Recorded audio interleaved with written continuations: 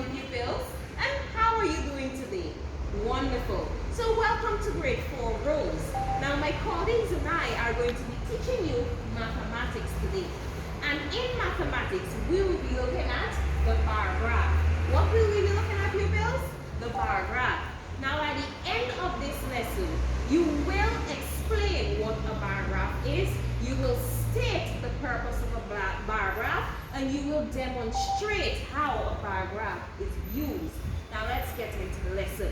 Now before I give an example of a bar graph, you first need to ask yourself, what is a bar graph? Can someone please answer? Yes, Miriam. Good. Give Miriam a round of applause. Miriam said a bar graph is used to relate information. She is correct. Now let's read what we have on the board here for the definition of a bar graph. Read with me, pupils. Bar graph. This is a graph which uses bars to show quantities or numbers, so they can be easily compared. So this simply means that bar graphs are used to compare information. Okay? It gives you different numbers or different amount of numbers, and you will use the numbers to compare it with one another. Okay? Good. So now that you have an idea of what a bar graph is, I have this little online video for you to watch. Okay? So come on, let's go to the computer, pupils. Please, in this video, pupils, you will need to pay keen attention because we'll be asking you questions. Okay, pupils? Bar graphs. Suppose we decide to collect data about the number of students in this class who go to school by bike, bus, car, or on foot. It is useful to organize the data in a table first. In the first column, we indicate who's come to school. In the second column, we write the count using numbers or tally marks. Students who take their bikes, raise your hands. So 5 of you take their bikes to school. How many take the bus? 8. How many come by car? 3. And how many of you walk to school? 9 students. Excellent. One way to represent this count data is to draw a bar graph. But, bar graph. Let's use a grid and label our categories. And let's say that coloring one square, count of 1. We put this information to the side of the graph. We have 5 students to school.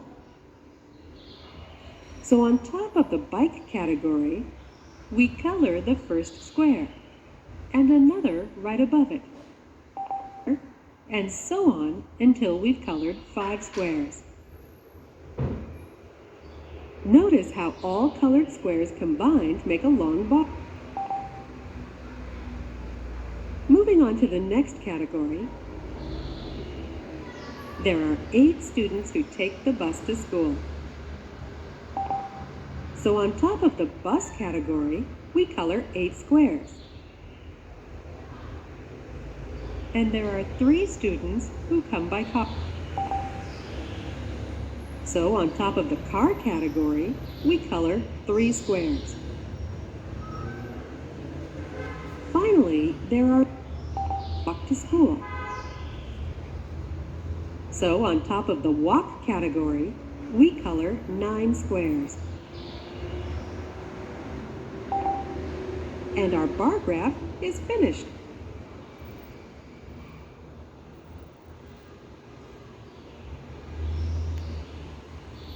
In this lesson, you learned how to draw a simple bar graph. Good. So pupils, that has brought us to the end of our video. Now I hope that you were paying keen attention to the video that was just watched because we have some questions for you.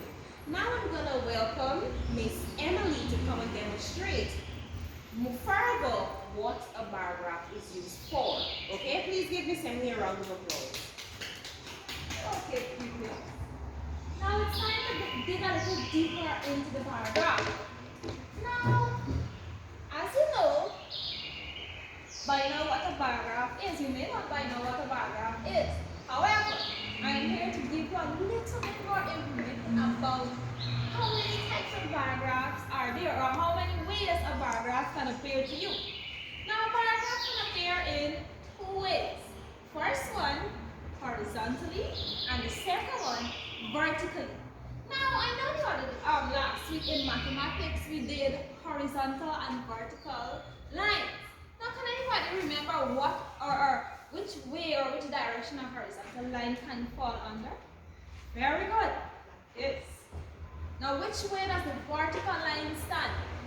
Very good. From top to bottom. Very good. Give yourself some clap. You remember it. Now, let's go into our bar graphs. Vertical bar graphs stand like this. Horizontal bar graphs stand like this. It runs across. Let me go again. Vertical bar graph, the bars stand like this from top to bottom. Horizontal bar graphs, the bars run from side to side. Right? You got that? Very good. Now, I need you to observe what is going on the bar graph that we have here, the example that we have here. Observe some things that you could see on it. Observe or keep to yourself until Miss Emily asks you a question. Observe it. Very good. Now it's time for questions. One person raise your hand and tell me one thing that you recognize on the bar graph. Very good. Numbers.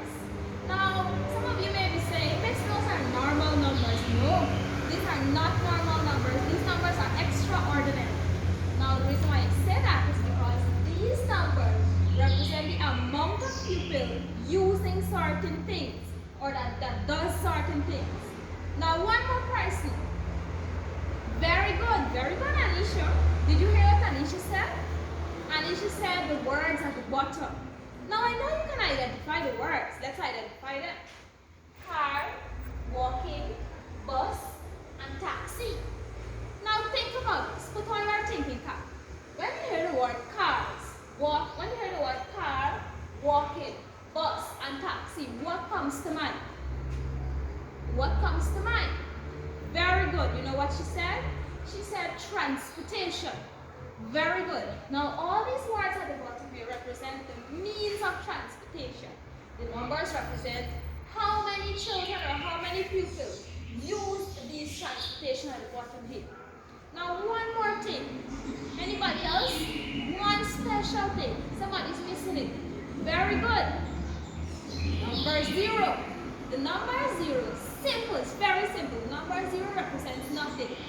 Right? If I say give me 0 pencils, would you give me anything? No.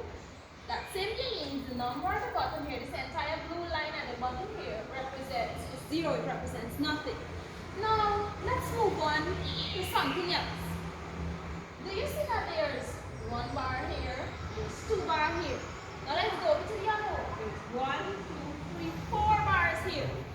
Same thing with the other one. Let's count. 1, 2, 3. There's 3 bars here, and this one has 1 bar. Now, do you see the number 1 anywhere here to represent 1 bar? What about 2? No, we do not. So, 1 bar in this case represents 5 pupils. Right? 1 bar represents 5 pupils. Now, let's go. This represents 5. Let's add 5 more. This represents 10. So, 5, 10. Over here, it's at the side. Let's go to the other one. 5, 10, 15, 20. Very good. Look, it's at the side here. Now, since we understand that part, we are going to go into some questions. Now, you have a worksheet there in front of you, and it's layered with several questions. Now, the question that is on that worksheet there comes from the bar graph on the chalkboard. The first question would read, how many pupils came by car today?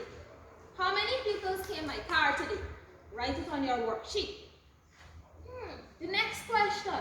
What is the least amount of pupils that use taxi to come to school today? The least amount of pupils. Very good. What about the last question? What is the most used transportation? What is the most used transportation? You have to state the name of the transportation that is used there. Good. And lastly, how many people took the bus to come to school today? How many people took the bus to come to school today? Very good. Now I can see your answer. I'm coming around to mark. In the meantime, I'm going to call Mr. Shauna to continue our discussion on bar graphs. I'm coming around. Don't change your answers. I'm coming around. Thank you very much, Miss Emily. Good. Are we finished with our worksheets? Great. So we're going to play a little game called the bar graph. But first, I'm going to share out your tablets. And I would have already sent the page for the work that we're doing. Good. So our answers will be based on this same bar graph here in front of you. Good. Now, how do we play this game? Now, I'm going to put you into groups of 2.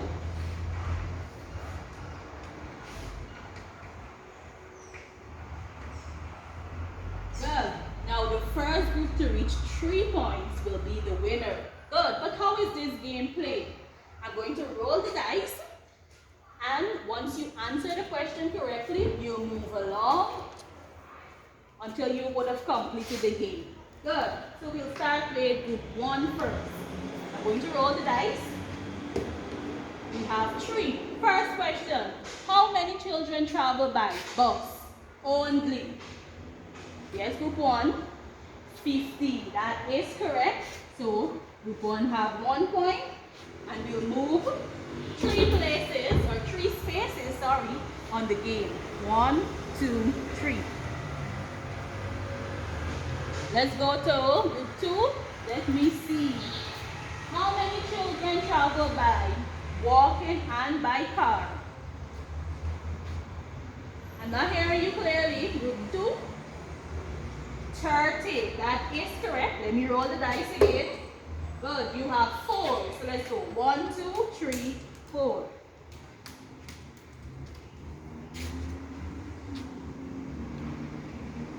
Good. So there's 1 point for group 2 also. Good. Now we may not get to finish this game, but let's see how quickly we can get to wrap up this game. Good. Next question. How many children travel by car and taxi? Group 1. 20. Good. That is correct. Let's roll the dice again. 4. Let's go. We would have stopped here. 1, 2, 3, 4. Good. That is another mark for group 1. Group 2.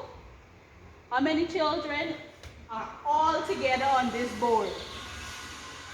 On the graph, sorry.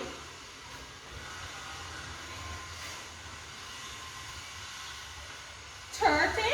Class is group 2 correct? No, you're not correct. So no points for group 2. So let's go back to group 1 quickly. Let's roll the dice. 1. To remove 1 space.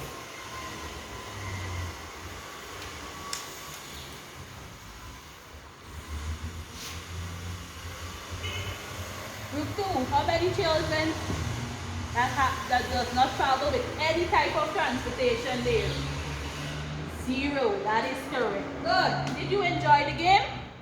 Great. I enjoyed that game also. But before we go, let's do a little recap. What would you have learned about bar graph today? Yes, Emily. It's used to show data. Yes. John? It can represent different things like